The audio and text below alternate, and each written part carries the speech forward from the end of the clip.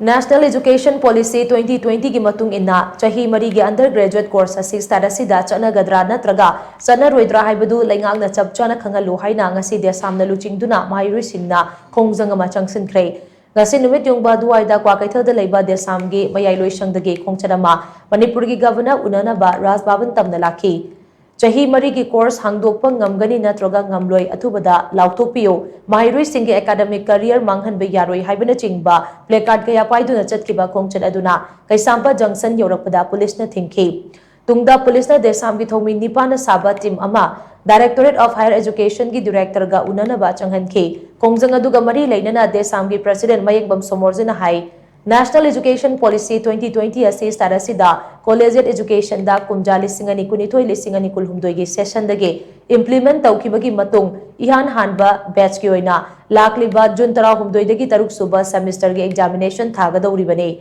National Education Policy 2020 gi matung inna undergraduate course ase chahi mari oiragani haina lauthoktuna hairiba course sing hangduna tamle adubu laibak thibade course sing asida tamliba MAHEIROI singna 6 semester loiraba matung 7 amadi 8 semester asi karamba college singda kari subject ta tamgadawri bano haibase lengang na hauji fawba lauthoktana thamliba se yamna laibak thibane lengang na lautokpa ngamdriba asina NEP 2020 gi chahi mari gi undergraduate course ase SHING chatnade haibani haina fongdokhi mahakna makata na haikirama sigamari leinana Manipur gi governor amadi commissioner unaba lakpada unaba phangkidaba asi yamna laibak thibane adubu Higher Education gi director ga unaraba matung mahakna fongdorakpada NAP 2020 gi policy gi matungina 6 semester loiraba MAHEIROI singna karamba college ta kari subject tamgani haibagi preparation tawbadi leire amadi karamba college ta kari course hangani haibadu lakliba May 13 fawbagi manungda khanghalakani haina lengaki maikeidagi thajaba pirakhi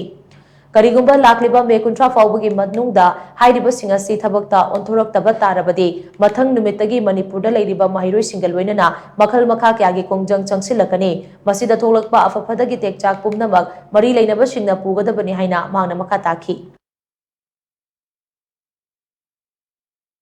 Moi preparation di hana dumak tawba lai adubu akoi ngamgadra ngamoidra haidana moida apprehension khara adumak leirambani tawbudabu MAHEIROI sing gi oiba yamna hojik ihoma lakpa aduga ngasi unariba sigi matungina akoina su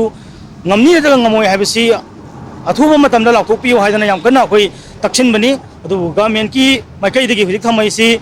soidana akoi 4 year gi course ani akoi honors aduga honors with research haiba policy akoi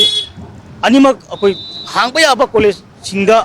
akoi hanganaba athuba matamda thabak si ka hena yemna kanjalaga akoi pangthoni aduna hangni natraga hango akogi masi hang karam college ta kari course singda hangani haibase akoi on or before akoi May 30 gi mamang da soidana akoi khanghalani